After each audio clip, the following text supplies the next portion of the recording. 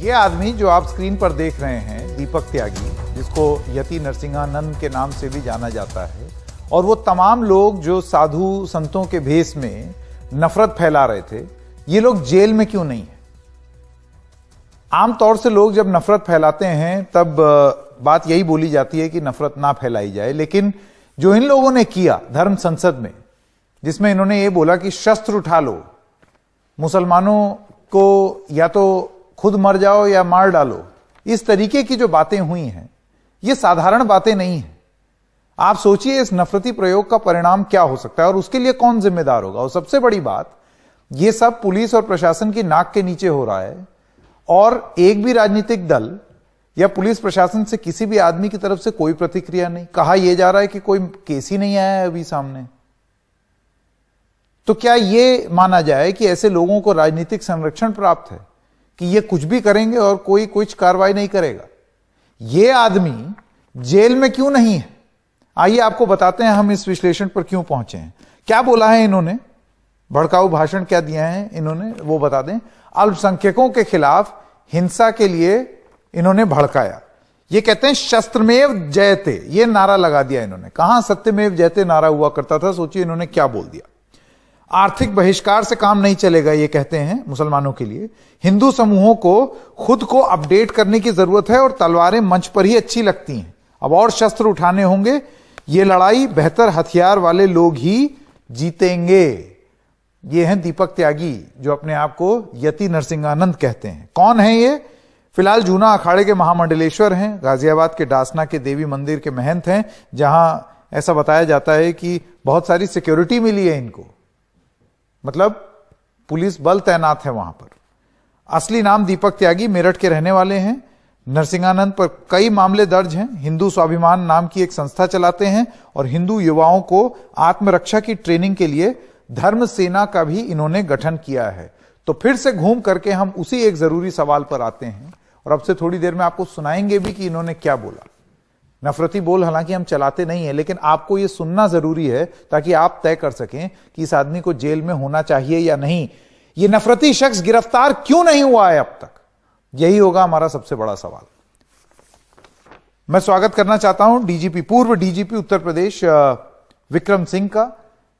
पंडित अजय गौतम संस्थापक हैं हम हिंदू संस्था के, और आचार्य राजीव नारायण शर्मा धर्मशास्त्री। आप तीनों का बहुत बहुत स्वागत। सबसे पहले डीजीपी विक्रम सिंह, मैं आपके पास आना चाहता हूं। पुलिस से जब हमने बात की तो पुलिस ने यह बोला कि भाई किसी ने मामला रजिस्टर नहीं किया, किसी ने शिकायत नहीं की इनके खिलाफ, इस वजह से हम निगरानी बनाए हुए हैं, लेकिन अभी फिलहाल कोई कार्रवाई नहीं की है। आप पूर्व डीजीपी रह चुके हैं, मैं आपसे जानना चाहता हूं कि अगर खुलेआम इस तरीके से अगर कोई नफरत फैलाता है, जो प्रमाण साफ हो गया है, और वो एनडीटीवी के कैमरे में आकर के ये भी बोल रहे हैं कि मैं जो बोल रहा हूं मैं उस पर अभी भी टिका हुआ हूं, पोजीशन मैंने बदली नहीं है, ऐसे में क्या पुलिस बैठ के वेट एंड वॉच करे या कार्रवाई भी कर सकती है? संकेत जी, आपका जो वक्तव्य है वो बहुत ही महत्वपूर्ण है। पुलिस स्वप्रेरणा से काम करती है। कोई अपराध पंजीकृत करने के लिए आवेदन दे तो बहुत अच्छा, वरना सुओ मोटो स्वप्रेरणा से अपनी एफआईआर खुद मुद्दई बनके, कंप्लेनेंट बनके कर सकती है, करना चाहिए।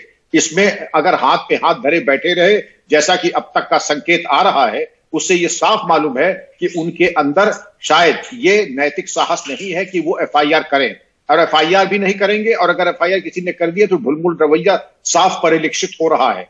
और इतने भड़काऊ भाषण और इस तरीके का हिंसा का आवाहन मैंने कम देखा है। और अगर अब भी क्रियाशील नहीं होंगे तो कब क्रियाशील होंगे? ये एक तरीके से अपने लिए मुसीबत को दावत दे रहे हैं। इस तरीके के भड़काऊ भाषण करने वालों के विरुद्ध अगर 151, 295 AIPC, 153 AIPC और रासुका नेशनल सिक्योरिटी एक्ट धारा, जो कि लोक व्यवस्था और कानून व्यवस्था से संबंधित है, उसके अंतर्गत जो प्रमुख यतीश्वरानंद है और अन्य हैं, उनके ऊपर कार्रवाई नहीं हुई, तो यह स्थिति पुलिस की पलायनवादी या किंकर्तव्य विमूढ़ होने का संकेत दे रही है। और यह कहीं से भी संतोषजनक नहीं है।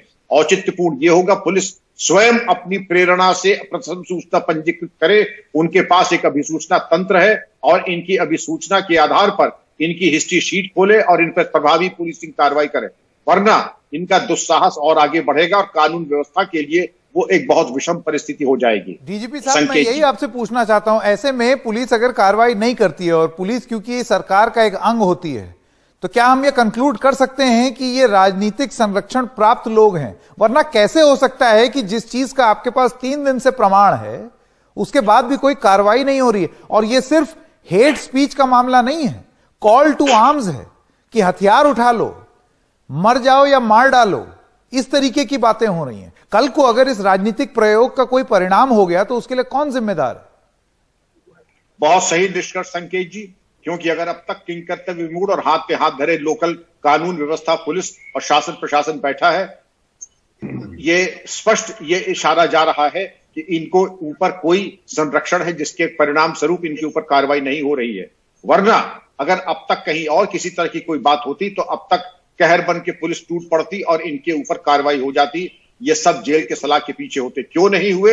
ये एक भारतीय होने के नाते मैं ये प्रश्न उठा रहा हूं, और मुझे इस बात की चिंता है कि कोई भी आदमी दुस्साहस इस प्रकार का करता है या कोई भी समूह करता है तो कार्रवाई होनी ही चाहिए थी, और अगर नहीं हुई तो ये चिंता का प्रश्न तो है ही। और मैं ये जानना चाहूंगा किन परिस्थितियों में कार्रवाई नहीं हुई, क्योंकि अगर इस तरीके का ढुलमुल रवैया रहा, शासन प्रशासन अपंग रहा, क्योंकि पुलिस का काम है संविधान के प्रति उत्तरदायी रहे, किसी राजनीतिक पार्टी के मैनिफेस्टो के प्रति उनका उत्तरदायित्व तो नहीं रहता है, नहीं से कोई समर्पण होना चाहिए।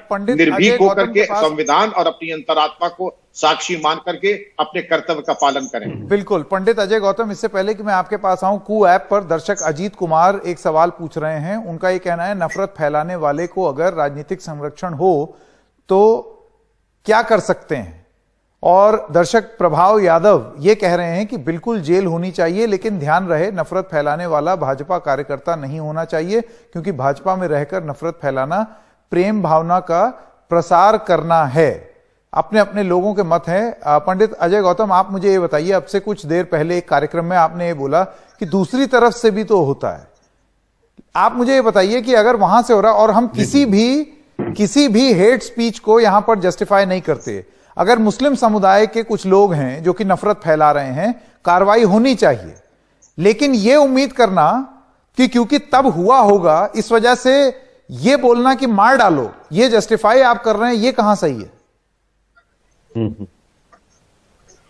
देखिए, माननीय डीजीपी विक्रम सिंह साहब बैठे हैं, एक धारा 153A, धारा 295 में अगर किसी व्यक्ति को भी पसंद करता हूं, कृपया वो उसकी विवेचना करें और हमें हमारा मार्गदर्शन करें कि 153 और 295 में किस व्यक्ति को सजा हुई है।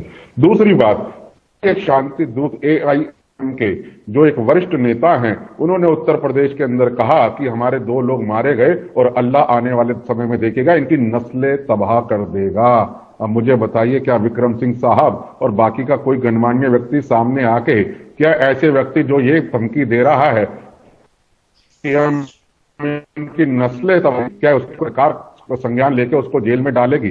तीसरी बात, जब CAA का प्रोटेस्ट चल रहा था, उस वक्त में क्या नारे लगते थे, आपको भी पता है संकेत जी, कि मोदी तेरी कब्र खुदेगी, हिंदुत्व तेरी कब्र खुदेगी, AMU की धरती पर मोदी को मार के लेंगे आजादी, योगी को मार के लेंगे आजादी। यहाँ तक कि छोटे छोटे बच्चे हैं, उनको यही तो मैं सवाल पूछ रहा हूं, लगवाए जाते थे। कोई नफरती भाषण को यहां जस्टिफाई नहीं कर रहा है या तर्क नहीं दे रहा है उसके प्रति।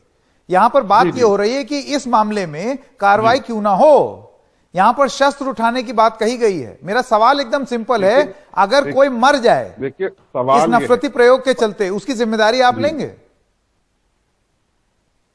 संकेत जी, बात बड़ी स्पष्ट है। अगर 2021 दिसंबर 2012 को और 15 मई 2014 को और 2019 के अंदर जिन जिन लोगों ने ऐसी जो है घृणा फैलाने वाली स्पीच दी, उनको जेल के अंदर डाल के सजा दिला के अगर पुलिस ने एक प्रेसिडेंट कायम किया होता तो शायद यति नरसिम्हन जैसे लोग भी डरते। लेकिन क्योंकि उन्हें पता है कोई नफरत फैला रहा है, आप, यही तो मैं कह रहा हूं, यहां पर आप रिलीजन मत लाइए ना। अगर कोई नफरत फैला रहा है तो आप उनको अंदर कीजिए, लेकिन अगर हिंदुओं रिलीजन नहीं ला रहा, के नाम पर अगर कोई नफरत फैला रहा है तो उसमें आप धर्म क्यों ला रहे हैं? आप क्यों नहीं यहां पर पंडित अजय गौतम कहते हैं ना उनके लोगों को संरक्षण प्राप्त हो, ना हिंदुओं के लोगों को संरक्षण प्राप्त हो जो साधु बने बैठे? मैं देखिए, मैं मैं निष्पक्ष बात कर रहा हूं। दिल्ली की एक मस्जिद के इमाम के खिलाफ 60 गैर जमानती धाराओं के अंदर वारंट है। आज तक दिल्ली पुलिस की हिम्मत नहीं है उसको तामील करने। उन्होंने कहा कितनी सजाएं हुई, कितनी सजायाबी जानना चाहते हैं। मैंने अपने कार्यकाल में दोनों में ही सजायाबी कराई है, और कितनी उदाहरण आप चाहते हैं। लेकिन चूंकि बातें प्रकट है, मैं स्पष्ट करना चाहूंगा, कानपुर में, और एक ही समुदाय के नहीं, दोनों समुदाय के लोगों को दंडात्मक कार्रवाई, और रासुका के अंतर्गत तो सैकड़ों में कार्रवाई की गई है। आपका कहना सही है कि एक पक्ष की बात नहीं हो रही है। मैं केवल यही कहूंगा, जिसने भी कानून की लक्ष्मण रेखा को पार किया, किसी भी धर्म संप्रदाय या किसी भी मजहब का हो, जाति का हो, उसके ऊपर कार्रवाई नियमानुसार कानून के अंतर्गत होनी चाहिए। नहीं हुई तो ये एक तर्क नहीं हो सकता है कि अब यहां भी नहीं होना चाहिए। 2 wrongs do not make 1 right। 2 गलतियां करने से एक सही नहीं हो जाएगा। अगर पहले कुछ गलतियां हुई हैं उनको भी सुधारना चाहिए। किसी को भी अपरिमार्जित भाषा, असंयत भाषा प्रयोग करने का हक नहीं है, हमारे आदरणीय प्रधानमंत्री के लिए, हमारे राजनेताओं के लिए, क्योंकि ये निर्वाचित प्रधानमंत्री हैं, निर्वाचित मुख्यमंत्री हैं। ये किसी के नियुक्ति या किसी के मतलब शुभकामना से नहीं हुए हैं। ये निर्वाचित मुख्यमंत्री, निर्वाचित प्रधानमंत्री हैं देश और प्रदेश के, और इनकी गरिमा या इनके ऊपर विपरीत कोई टिप्पणी करता है या इनकी हत्या की कोई बात करता है, निसंदेह कानून का पूरा प्रहार इनके ऊपर होना चाहिए। इसी तरह यहाँ जो धर्म तथाकथित धर्म संसद आप रिलीजन लाइए ही मत, जो भी नफरती बोल रहा है, तो जो नफरती बोल रहा है उसके खिलाफ कार्रवाई होगी। और उसी श्रृंखला में आज इस धर्म संसद की आड़ में, हिंदू धर्म की आड़ में जिन लोगों ने इस तरीके के नफरती बोले हैं, उनके खिलाफ भी कार्रवाई हो, क्योंकि वो अभी भी सुधरे नहीं है। आप सब लोगों का बहुत बहुत धन्यवाद। ब्रेक पे जाने से पहले आपको बस ये बता दें कि जब ब्रेक के बाद आएंगे तो हम आपको स्वामी प्रबोधानंद के भाषण का वो हिस्सा सुनाएंगे जिसमें वो हिंदुओं से हथियार उठाने को कह रहे हैं। और बाद में जब सौरभ शुक्ला ने उनसे आज फिर बात की तो उन्होंने बोला, मैंने कुछ गलत नहीं बोला।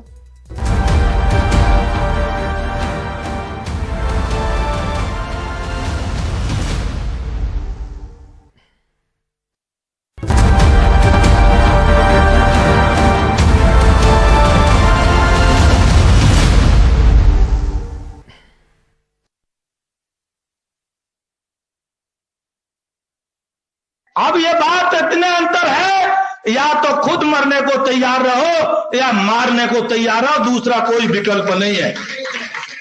ये बिल्कुल विकल्प नहीं है।